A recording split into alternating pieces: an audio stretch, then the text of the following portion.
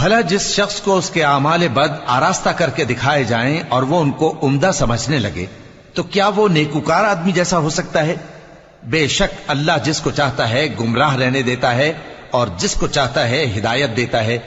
تو ان لوگوں پر افسوس کر کر کے تمہارا دم نہ نکل جائے. یہ جو کچھ کرتے ہیں اللہ اس سے واقف ہے. اور اللہ ہی تو ہے جو ہوائیں چلاتا ہے، پھر وہ بادل کو ابھارتی ہیں، پھر ہم ان کو ایک بے جان علاقے کی طرف لے جاتے ہیں، پھر اس سے یعنی بارش سے زمین کو اس کے مردہ ہو جانے کے بعد زندہ کر دیتے ہیں. اسی طرح مردوں کا جی اٹھنا ہوگا. جو شخص عزت کا طلبگار ہے تو عزت تو سب اللہ ہی کی ہے. اسی کی طرف پاکیزہ کلمات چڑھتے ہیں اور نیک عمل ان کو بلند کرتا ہے. اور جو لوگ برے برے داؤ چلتے ہیں ان کے لیے سخت عذاب ہے اور ان کا داؤ نابود ہو جائے گا. اور اللہ ہی نے تم کو مٹی سے پیدا کیا، پھر نطفے سے، پھر تم کو جوڑا جوڑا بنا دیا.